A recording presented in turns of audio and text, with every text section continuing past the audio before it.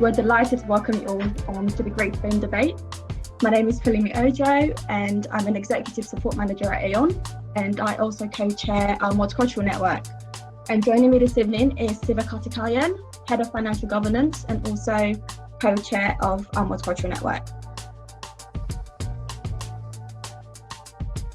Tonight's event is in partnership with ICAN and YDWC. Now, it's important to stress that using the term BAME is not incompatible with understanding that the Black experience is different to that of, say, the white experience or, say, the Asian experience. And in fact, while I've mentioned this term Asian, let's spend a moment appreciating that even the term Asian can have huge complexity. There's a way of thinking here that's complex and plural, and I'm inviting you to apply that same nuance to this debate. You can choose to have an instant hate of the term BAME, or you can look beyond it to the intentions and complexities. And I think we're all capable of moving beyond a binary cancel culture type of thinking around the term BAME.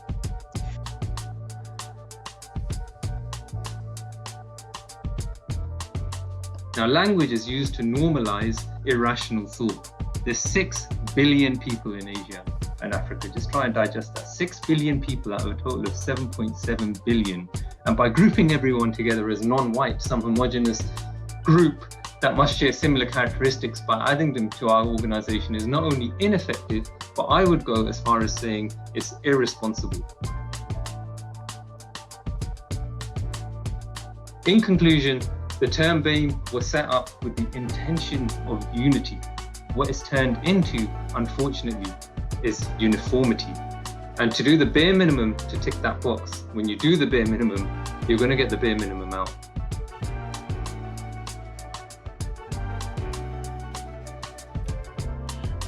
So your argument creates this framework that it's like white people and non-white people, and that's really what we're fighting against.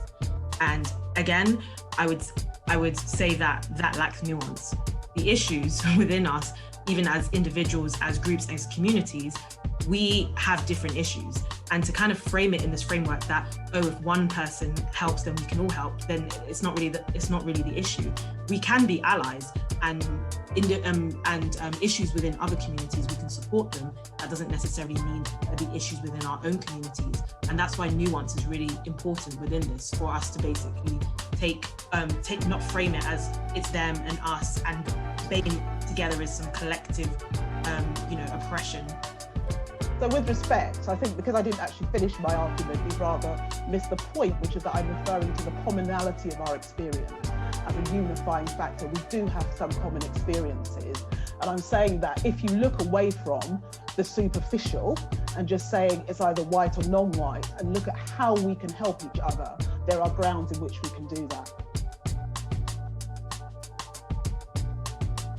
What I'm saying is that in tackling inequality and dealing with these initiatives, we need strength in numbers. And whilst admittedly not without grounds for criticism, so I'm not saying it's perfect, the BAME acronym does that by unifying us under a single, easily understood phrase. What's become clear, and this point was clearly made on the floor, is that for the purpose of, we clearly need something to describe the group that isn't the majority. And the term we seem to opt for is BAME. When we say, well, look, if you look at COVID numbers, if you look at school results, there's clearly some common experience that's happened that's relevant to everybody who's not white, and that's relevant to determining what's going on within this particular group. And so not only is it useful, just say, from a data and statistical purpose, and that's something that the Pramit really didn't really discuss or address when making his points about what occurs in business. But we say it's relevant because it brings all of us together in a way that gives us increased power, and that's Black people and minority and ethnic people. When you break these groups down individually, they just don't have anywhere near the level and amount of power that they'd like, that they wish they have. And that collective bargaining from a bunch of people from different places that have different cultural references, but do have some kind of shared experience, actually ends up being better for diversity and inclusion for these groups as a whole than it does for being worse. So